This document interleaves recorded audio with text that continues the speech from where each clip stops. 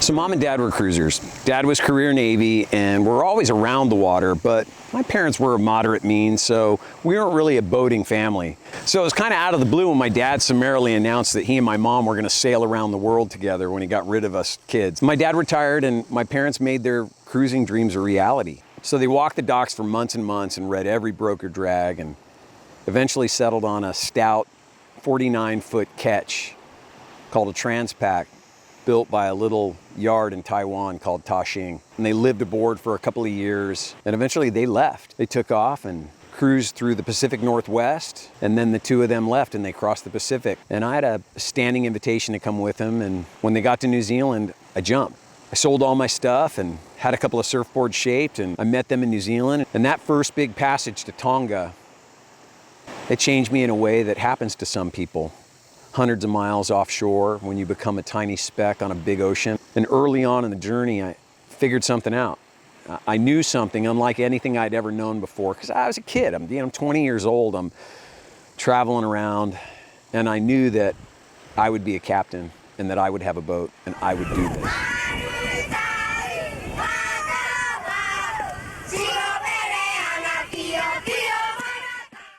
And so we're in a remote corner of Vanuatu, and we're buddy boating with this Aussie couple, and Reese and Nola. And Reese is a classic Aussie. The guy's like a cartoon. Anyway, at this beautiful 49-foot sloop called the Tazwell. And it was built by a little yard in Taiwan called Tashing.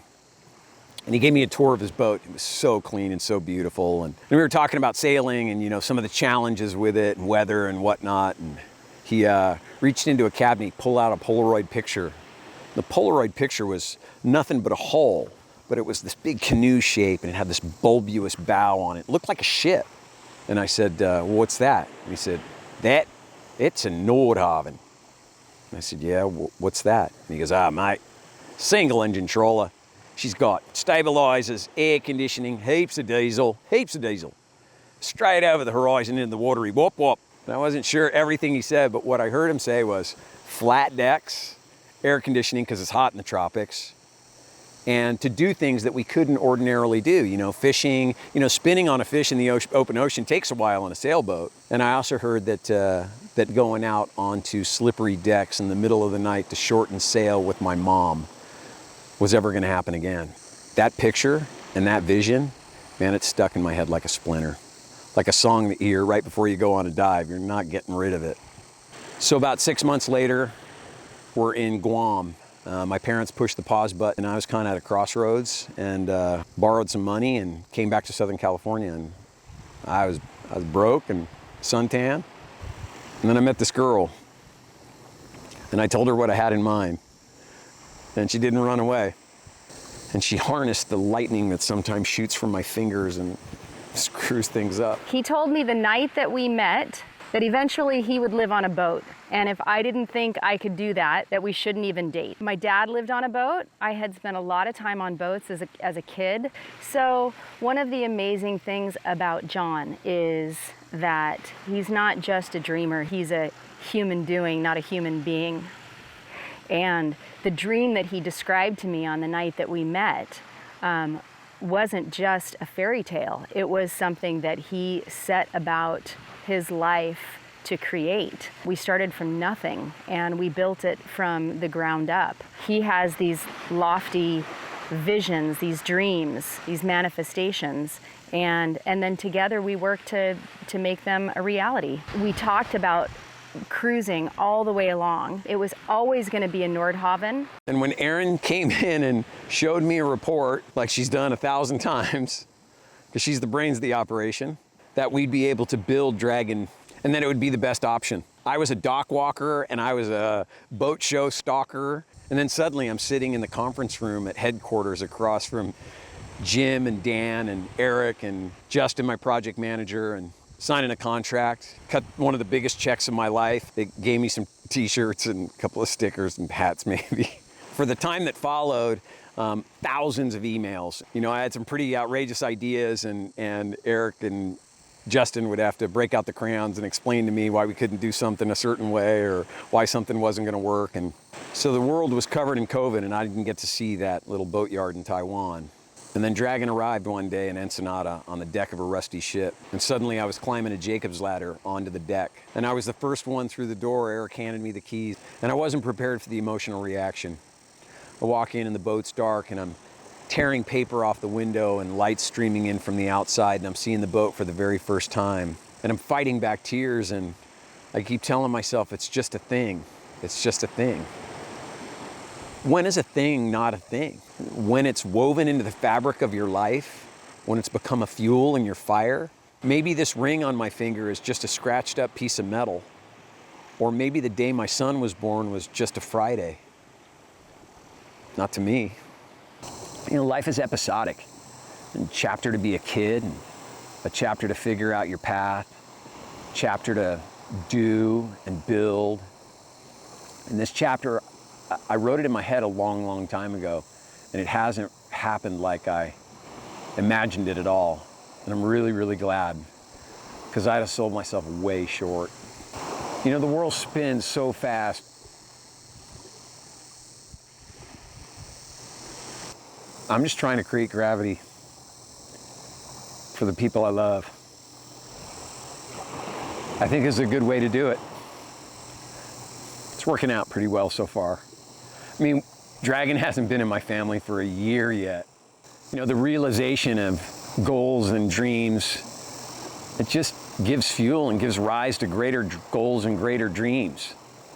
I've been shown that what you water grows. I'm just starting to dream about where we're going to go and what we're going to do. I'm not dreaming small. Not this time.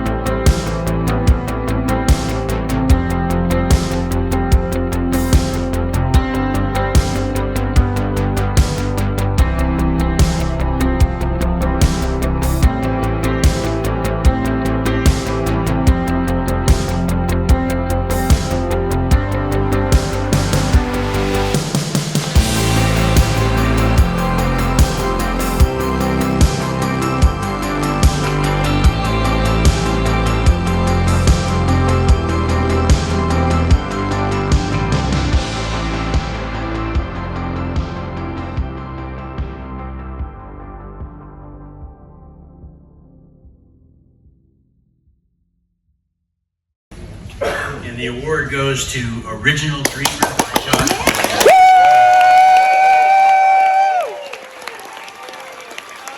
Yeah, Dad!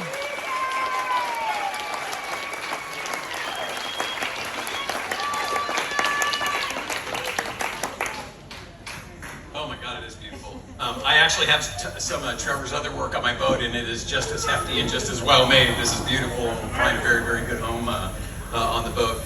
I'd first like to thank the Academy, yes. My agent.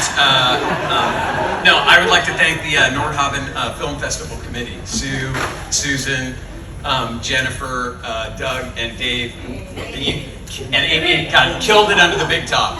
Great job, great job. I would also. There's a couple other people that I'd like to. First of all, I'd like to thank you for the opportunity to showcase and share something I'm so inspired and passionate about, and that's it's not actually Nordhavn, it's me. 9 minutes and 53 seconds. Written, directed, and starring me. I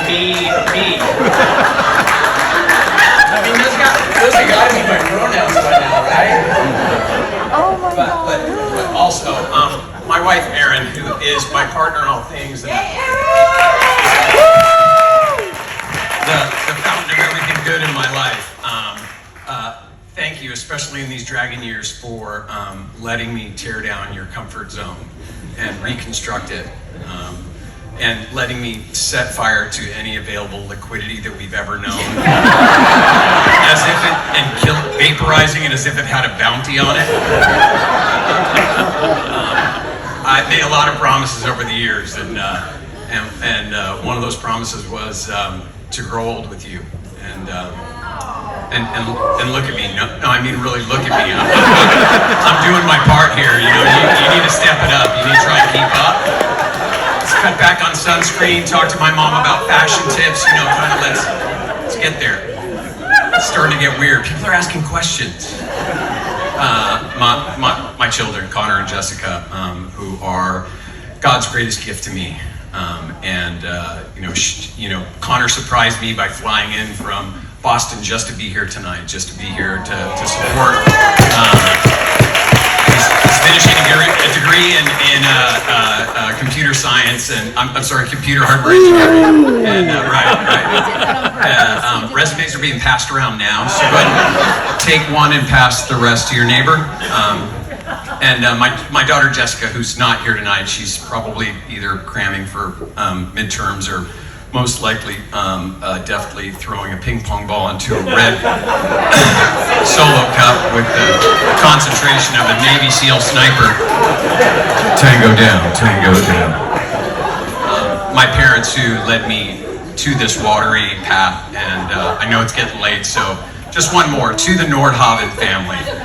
This extends to not only the company, but also everybody in and around it. Dan was recently quoted as saying, the company and the community, one can't survive without the other. And I thought that was awesome, and it extends to, the employees, the brand, the families at Tashing that built our memory maker, the dreamers, the Nordhavn owners group. Man, there's some really smart guys in there. And I don't fit in. Yeah. But there's just two more things I want to say. First of all, Joe Sigurdson, wherever the camera is, Joe Sigurdson, Executive Director of Boys to Men, this check is for the boys. And if the plight of fatherless boys and at-use risk speaks to you, talk to me. I can help you with that.